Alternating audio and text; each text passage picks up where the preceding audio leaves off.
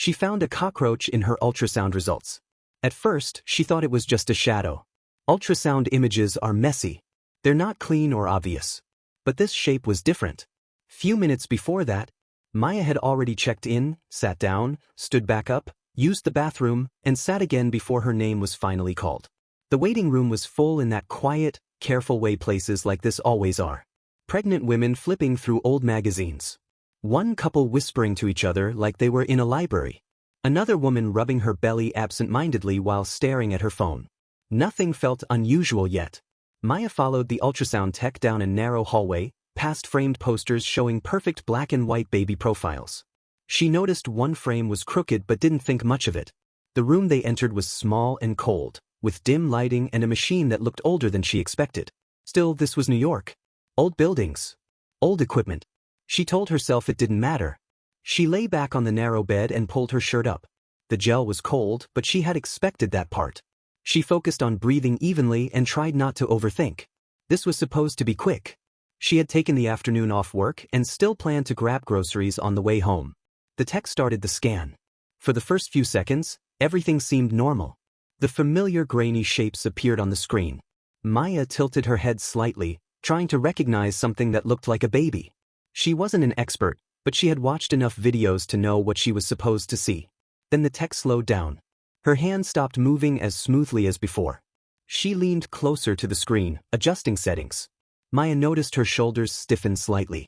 Maya felt her stomach tighten. When you're pregnant, you learn to read people fast. Doctors, nurses, techs. Any pause feels bigger than it probably is. Maya raised her head to look at the screen more closely. There was something on it that didn't belong. Maya's heart rate picked up, not from fear exactly, but from confusion. Her brain tried to make sense of what she was seeing. It didn't look like a medical issue. It didn't look like anything from a body. The tech stepped back from the machine and stared at the screen for a long moment. Then she left the room. Maya stayed on the bed, shirt still rolled up, gel cooling on her stomach. She stared at the screen alone.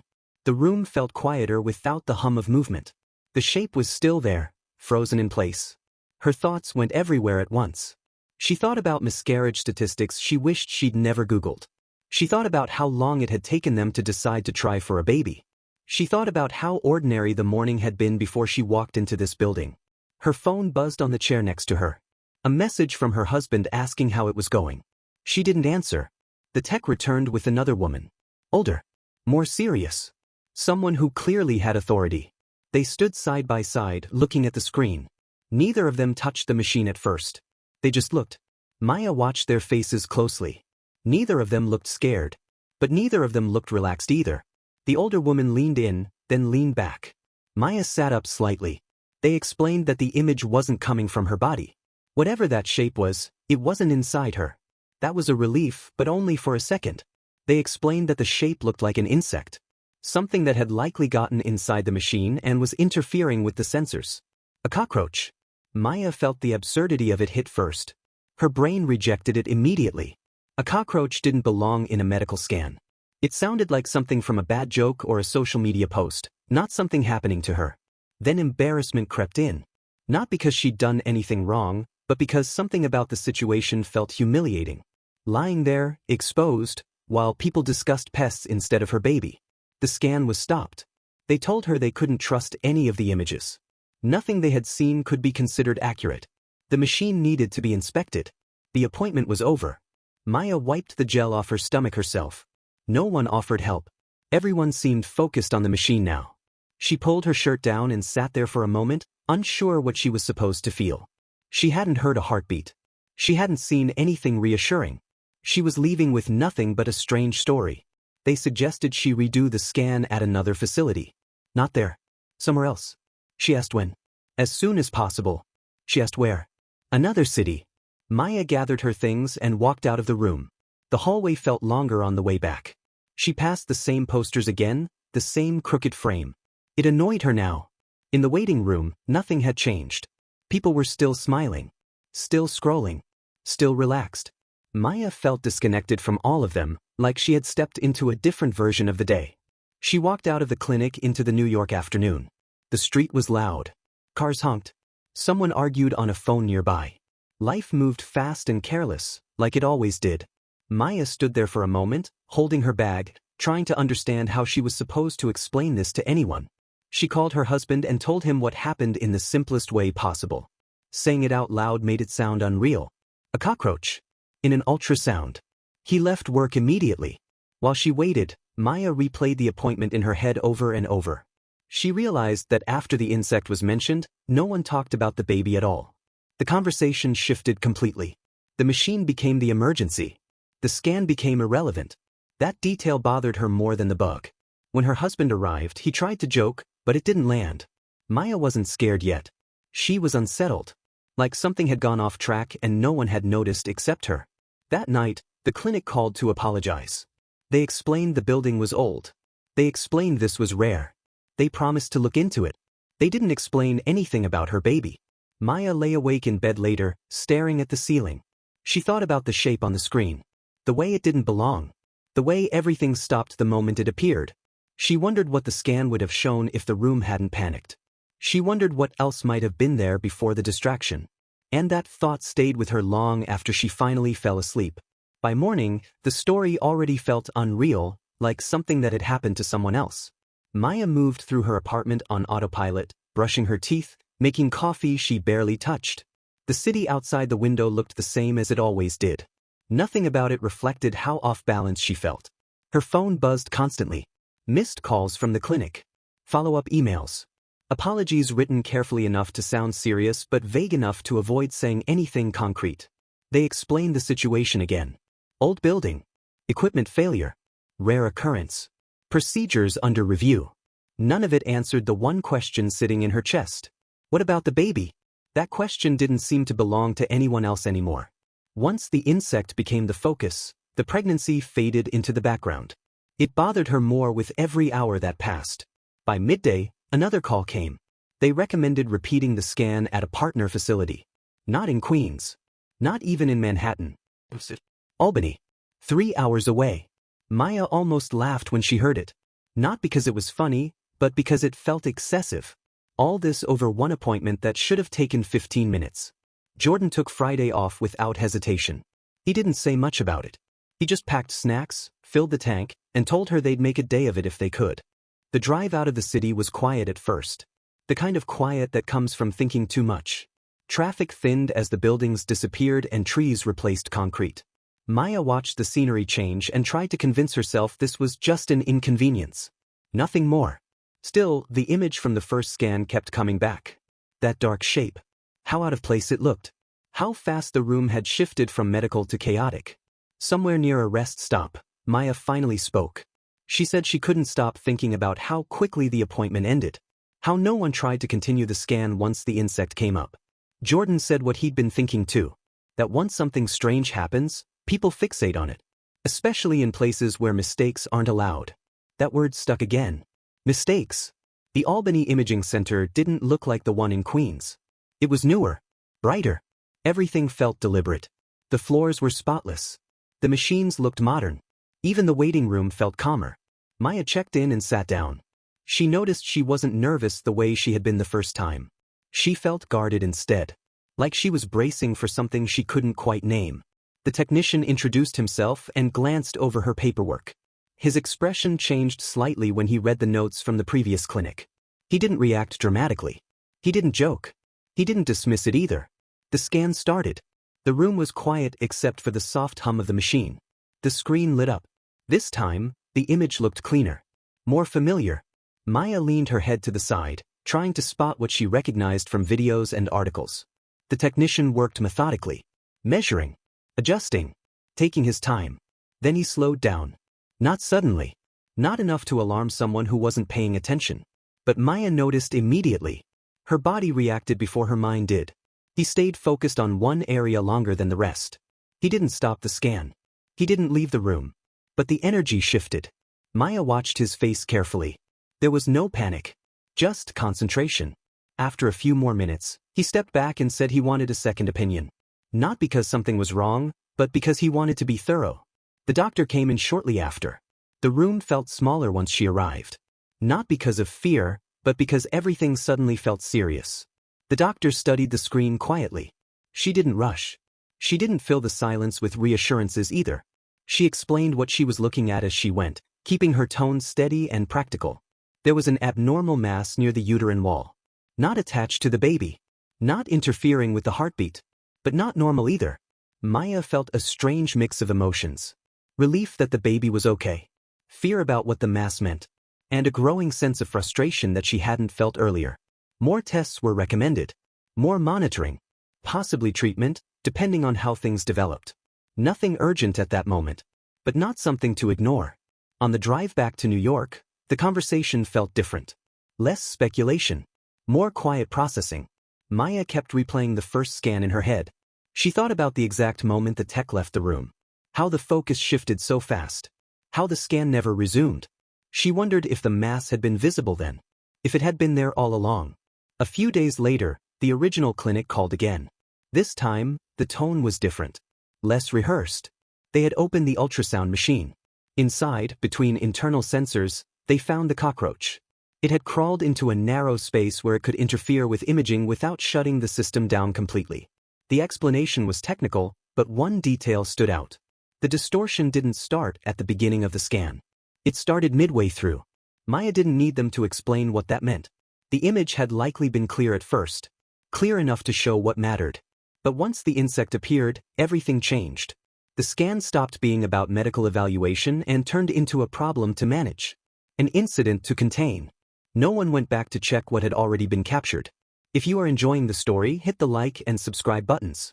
After the call ended, Maya sat in silence for a long time. She wasn't angry yet. She wasn't ready for that.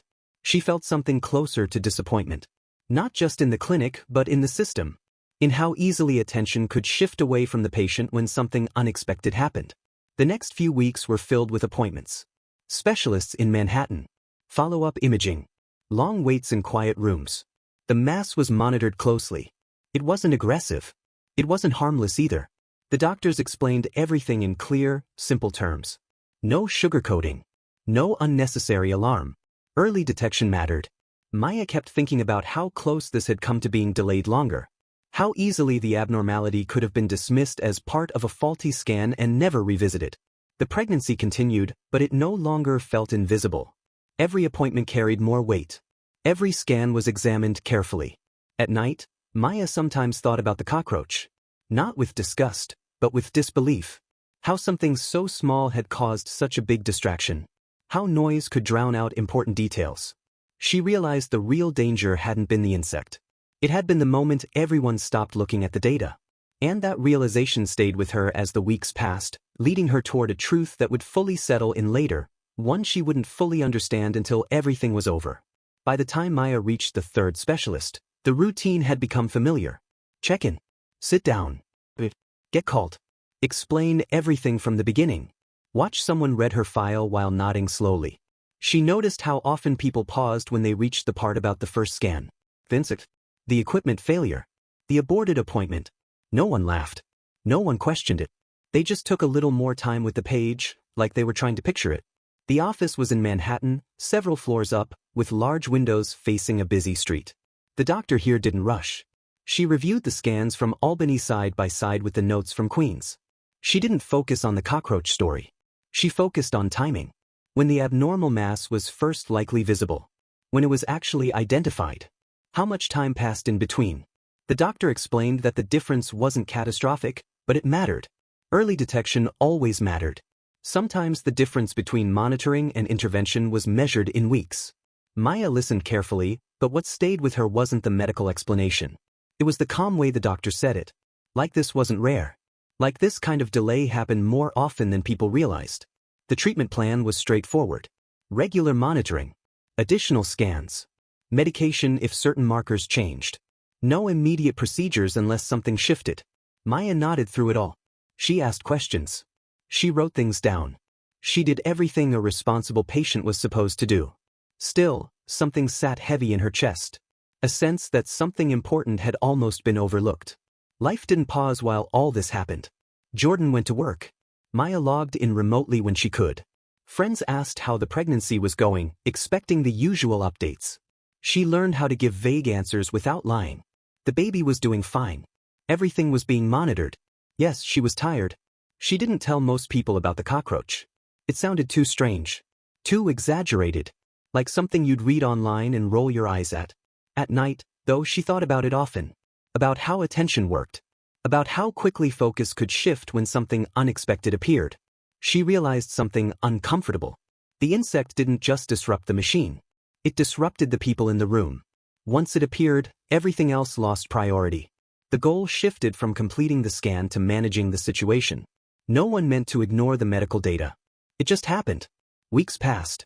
The mass remained stable. The baby continued to grow on schedule.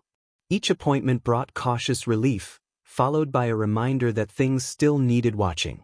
Then came the call from the original clinic again. This time, it wasn't an apology. It was an update.